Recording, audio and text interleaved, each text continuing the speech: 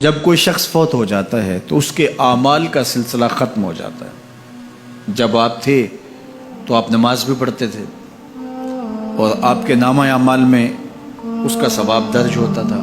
اب آپ چلے گئے دنیا سے تو نمازوں کا سلسلہ ختم ہو گیا۔ آپ صدقہ دیتے تھے، اس کا ثواب آپ کو دیا جاتا تھا، اب آپ نہیں دے سکتے۔ آپ تسبیحات کرتے تھے، آپ کسی کی مدد کرتے تھے، آپ لوگوں کو راستہ دکھاتے تھے، راستے میں پڑی ہوئی چیز اٹھا لیتے تھے، کسی پیاسے کو پانی پلا دیتے تھے، کسی بھوکے کو کھانا کھلا دیتے تھے، کسی برہنہ وجود کو لباس دے دیتے تھے، کسی کا بیٹھ کے دکھ سن لیتے تھے، کسی کی مشکل میں کام آ جاتے تھے۔ آپ حج کرتے تھے، آپ عمرے کرتے تھے، آپ قرآن مجید کی تلاوت کرتے تھے۔ یہ کتنے اعمال خیر تھے جو آپ بجا لاتے تھے، لیکن جب موت آئی تو یہ سب کچھ ختم ہو گیا۔ الا من ثلاثہ، لیکن 3 اعمال کا ثواب ہے جو اس کے نامہ اعمال میں درج ہوتا رہتا ہے۔ وہ کون سی 3 چیزیں ہیں سنیے، اور یہ اعمال اپنی زندگی میں کمائیں تاکہ نامہ اعمال کبھی بھی جو ہے وہ بند نہ ہو اور یہ چیزیں درج ہوتی رہیں۔ سب سے پہلی چیز صدقہ جاریہ، ایسا صدقہ کہ جو جاری رہے۔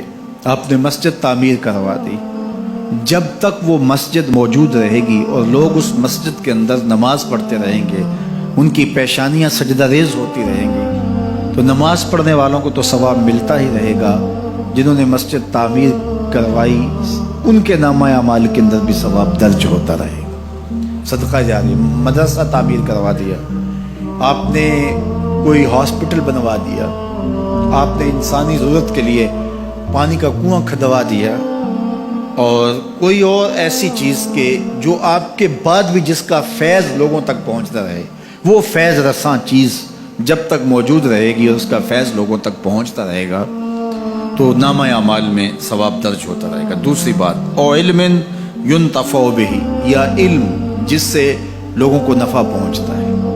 یہ ایک ایسا کھاتا ہے جو کبھی بھی بند نہیں ہوتا۔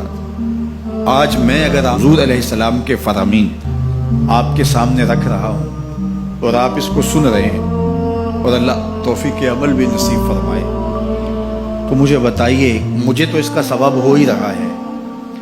اب جس استاد نے مجھے پڑھایا ہے اور یہ سکھایا ہے، یہ جتنے لوگ سن رہے ہیں سب کا ثواب میرے استاد کے نامہ اعمال میں درج ہو رہا ہے، اور میرے جیسے اور بھی شاگرد ان استادوں کے جو اگر یہ کام کر رہے ہیں تو ان کا ثواب بھی استاد کے کھاتے میں درج۔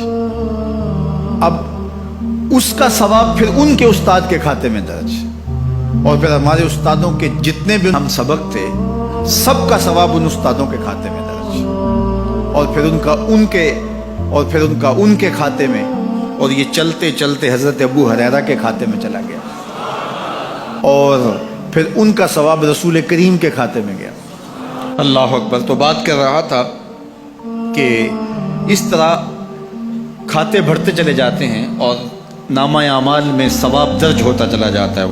او علم ينتفع به، ایسا علم جو نفع دیتا ہے۔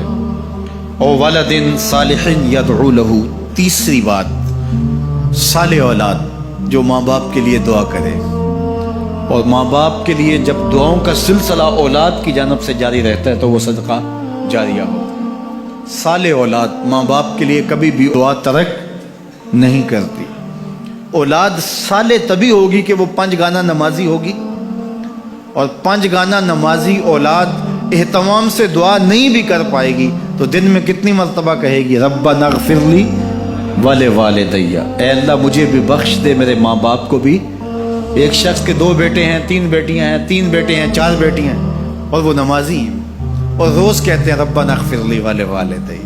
یار کبھی تو کوئی لمحہ ایسا ہوتا ہے جب تار جڑی ہوئی ہوتی ہے، کبھی تو لمحہ ایسا ہوتا ہے جب بالکل خلوص کا رشتہ مضبوط ہوتا ہے، کبھی تو لمحہ ایسا ہوتا ہے جب رقت طاری ہوتی ہے۔ تو بچپن، لڑکپن، جوانی، بڑھاپا، روز دعا مانگ رہا ہے ربنا اغفر لی ولوالدی، کبھی بیٹی مانگ رہی ہے، بیٹا مانگ رہا ہے۔ تو صالح اولاد کی دعائیں ماں باپ کے درجوں کی بلندی کا ذریعہ ہے۔ تو 3 چیزیں ارشاد فرمایا کہ یہ منقطع نہیں ہوتی، صدقہ جاریہ، علم نافع اور صالح اولاد۔ اللہ ہمیں صدقہ جاریہ کی توفیق بھی دے، اور اللہ ہمیں علم نافع سیکھنے اور علم نافع آگے منتقل کرنے کی توفیق بھی دے، اور اللہ جل شانہ ہمیں توفیق عطا کرے کہ ہم اپنی اولاد کی ایسی تربیت کریں کہ کل ہمارے لیے وہ صدقہ جاریہ بنیں، اور ہمارے مرنے کے بعد بھی اور ہماری زندگی میں بھی ہمارے نامہ اعمال میں نیکی